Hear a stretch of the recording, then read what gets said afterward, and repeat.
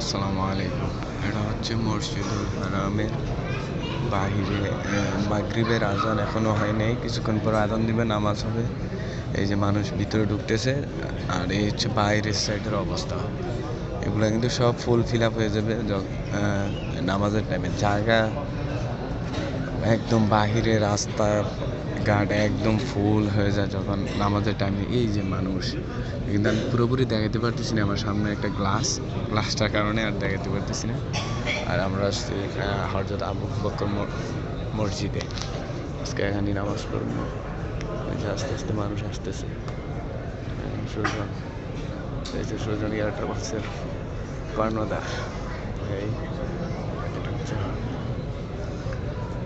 যে এখনো কিন্তু বাহিরে কিন্তু প্রচুর মানুষ, এই যে ভিতরে ঢুকতেছে।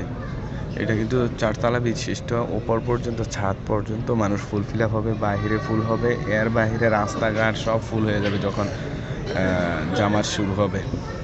তো জামাত হয় প্রায় কয়েক কিলোমিটার দূর পর্যন্ত, রাস্তাঘাট সব ব্লক হয়ে যায়, মানুষ এত মানুষ হয়। তো নর্মালি এখন তো হচ্ছে উমরা আদায় করে মানুষ, আমি চিন্তা করলাম বড় হজ, ওটার সময় যে কী পরিমাণ মানুষ হয়, আল্লাহু আকবার।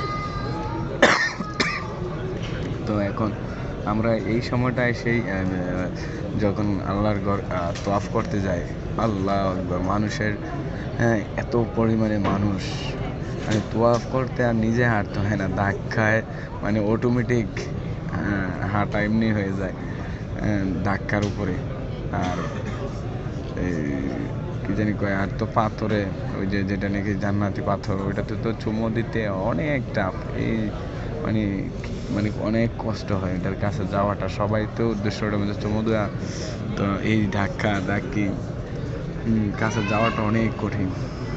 এটা কিন্তু বিশাল এরিয়া, আমার ভিডিওতে আসছে ছোট, বিশাল এরিয়া। এরকম এরিয়া কিন্তু পিছনে সামনে সব দিক দিয়ে কিন্তু এরকম এরিয়া রয়ে গেছে। আর আমরা যেখানে দাঁড়াইছি এর পিছনে কিন্তু আরও অনেক জায়গা, প্রত্যেকটা জায়গাতে জামাত হবে।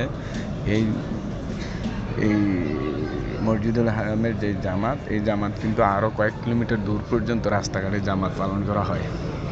আর এই স্পিকারের সাউন্ডটা অনেক দূরে যায়, যতটুকু যায় অতটুকু পর্যন্ত এরিয়া একটা নির্ধারিত আছে, ওখানে এতটুকুর ভিতর পর্যন্ত জামাত আদায় করা যায়।